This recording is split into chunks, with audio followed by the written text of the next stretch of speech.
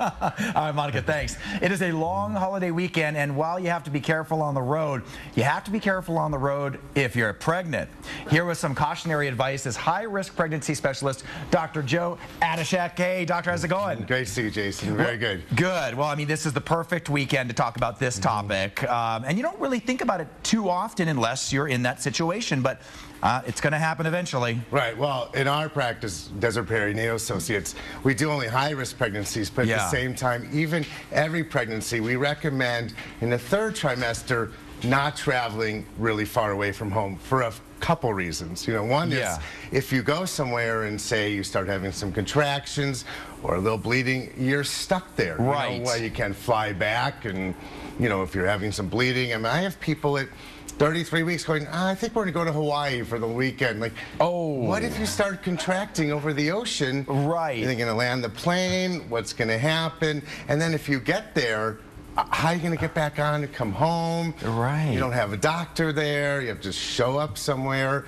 So that's the one thing we do is recommend, you know, not traveling far when you're in the third trimester. Third trimester for guys like me that aren't experienced in that and aren't good at math are what weeks? Like 27 weeks, 28 weeks until the end. Okay, you know, okay, that's good to know. 7, 8, 9 months or so. Okay. Now, while doctors like yourself don't encourage it, people in the news business, we love stories like that. We love to hear when there's somebody on the plane that can deliver the baby, but that's, you know, that's different. That's the difference in our jobs. Scare a lot of people on the airplane when exactly, the baby comes right? out, definitely. So, all right, so it's, you know, without a doubt, there's going to be people that ignore your plea, and they go and they do stuff like this. What are the tips if you are going to be in a car and you're close? Well, first of all, if you're going to sit in a car for a long time and you're like 35 weeks, you want to get up and walk every hour.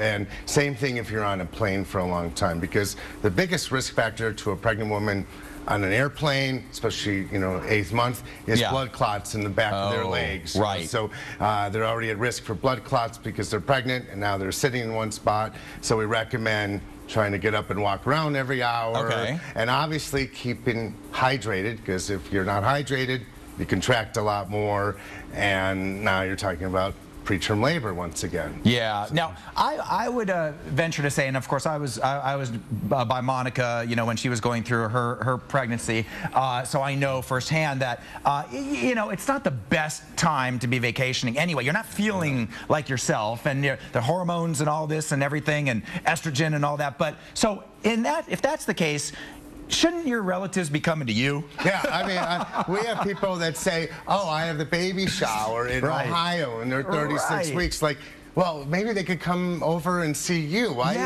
schlep all the way there and take the chance and whatever? Yeah. And we have people, and there are people who come to Vegas, by the way, for the weekend. Oh, no. And they're here to party or whatever. Or I don't know if they're going to party when they're pregnant, but they're here for someone else's wedding or something like that. And then they're here and they start contracting, and then they go into labor. Oh, boy. By the way, their husband is back wherever. Right. So now they're here delivering without, you know, anyone around. And then you get a call at 3 in the morning. Right, exactly. This patient doesn't have a doctor, you know. Yeah, so there's all these considerations, and everyone always thinks that the flying part is dangerous, and the flying part is not dangerous. It's just that if something happens, you're stuck on the plane. Right, you got to have it there.